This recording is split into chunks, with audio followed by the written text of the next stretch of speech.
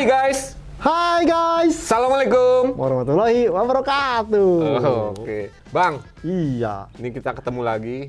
Ya nggak perlu nunggu lah 3 minggu. Ya, Saya kita ngomong, Jumat kita ketemu Bang. jumpa lagi. Tapi, ya itu, kita mau ngomongin soal ban goib. Ban goib. Ya sebenarnya bukan ban goib sih, mana ada sih ban goib, Nggak memang ban ada. setan. Iya. gitu. Nah, Ban dikun-dukunin, dijambi-jambiin. Enggak.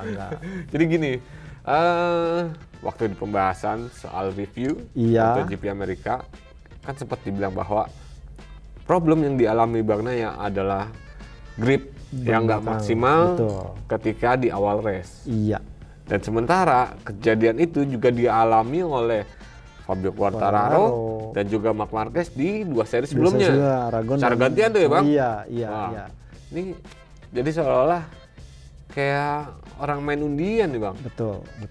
Ketika diambil, oh gue dapet yang maksimal grip gitu Betul. kan. Betul. Diambil lagi, wah gue dapet yang minimum grip gitu Betul. kan. Ini apa ya Bang? Ya jangankan kita ingat waktu yang Quartararo agak sedikit kebobaran di Aragon kan katanya bannya defect katanya Oke. kan, quality controlnya Kebabaran masalah. itu kan kalau kita ada sampah gitu, Wes, itu kebabaran ya? itu bertebaran gitu. bertebaran. Nggak, artinya keteteran, dia tidak bisa fight seperti yang diinginkan, padahal waktu itu kan kualifikasi di Aragonnya cukup bagus. Iya. Ternyata bannya katanya defect atau basi, atau istilahnya itu ada tidak sesuai dengan quality control yang ini.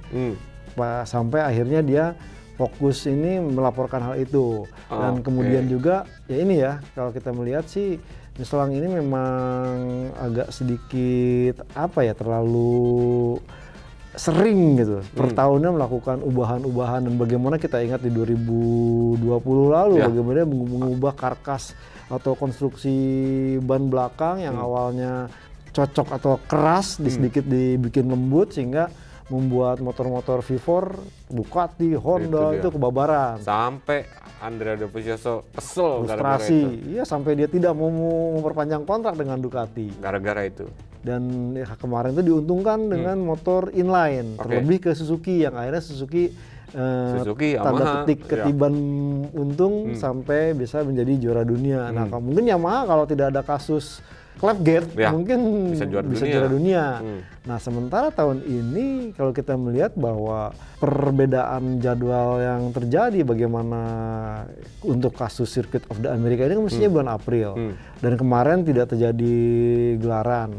Praktis Michelin tidak punya patokan mempersiapkan ban apa. Artinya kemarin menggunakan ban yang dari alokasi 2009 yang sama dengan 2018. Hanya saja karena terjadi kondisi bumpy, si Michelin ini mengalokasikan 2 kompon hard yang ganda. Bisa dipilih ya? Iya, antara yang lebih soft, antara yang lebih hard. Cuman kemarin tuh dari beberapa pembalap tidak menjajal yang hard banget karena suhunya tidak terlalu ekstrim.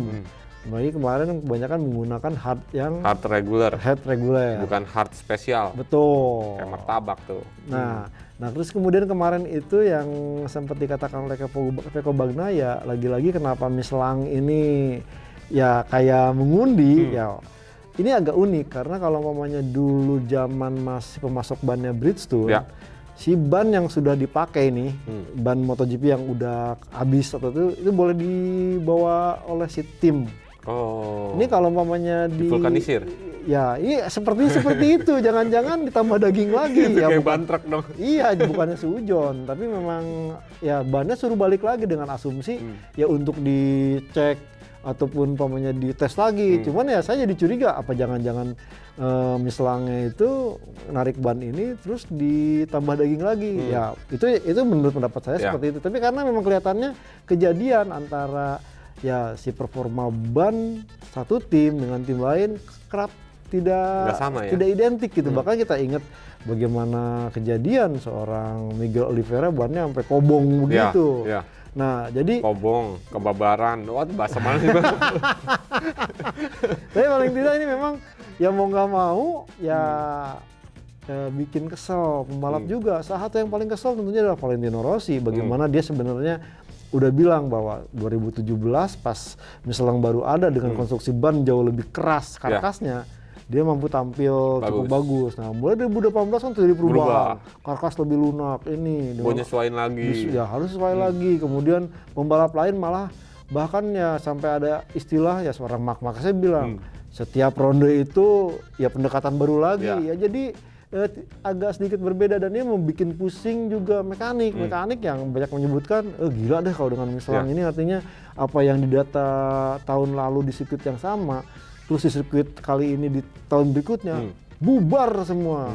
Bagaimana settingan suspensi berubah, bagaimana elektronik berubah. Jadi benar-benar ban ya kalau dulu kan kalau si Bridgestone itu repotnya wah bagaimana nih milih ban kering dengan kondisi ban basah. Nah kalau umpamanya Michelin ini ban kering aja udah bingung gitu. Jadi ya cuman ya itu tadi dianggap oleh Dorna ini menjadi sisi menarik atau menjadikan tontonan bagi penonton, bagi pembalap juga harus bisa beradaptasi cepat dengan ban. Cuma buat saya ya ini blunder karena kan jangan sampai ntar kejadian ada insiden yang tidak diinginkan meskipun ya Michelin ini memang agak bermasalahnya itu sebenarnya dia di ban depan itu yang lebih bermasalah sebenarnya cuma berefek ke ban belakang jadi sering terjadi tidak banyak insiden crash yang high side.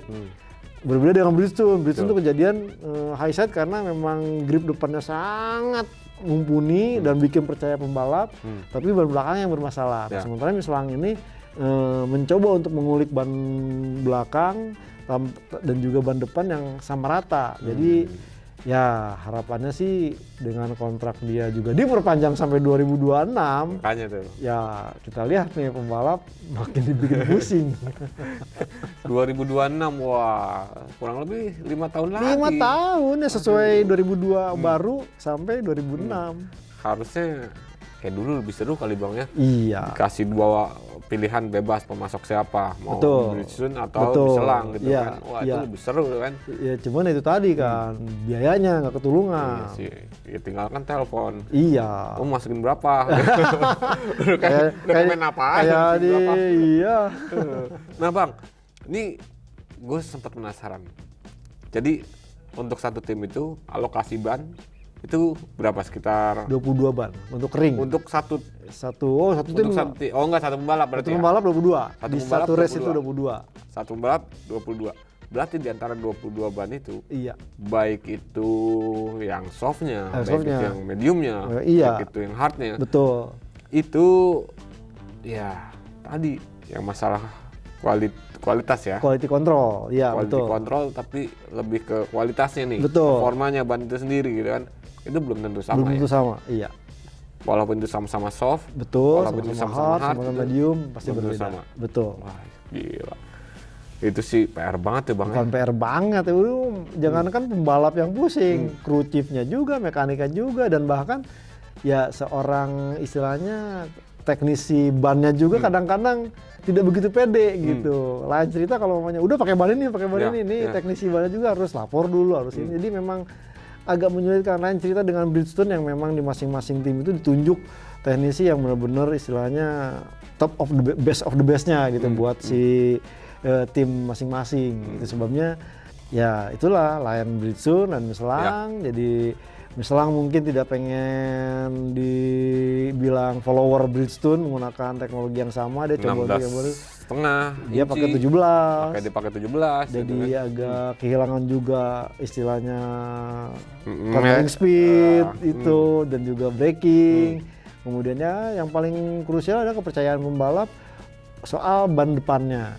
Karena kebanyakan kan kalau kita tahu pembalap MotoGP itu sering paling utama itu menggunakan rem depan.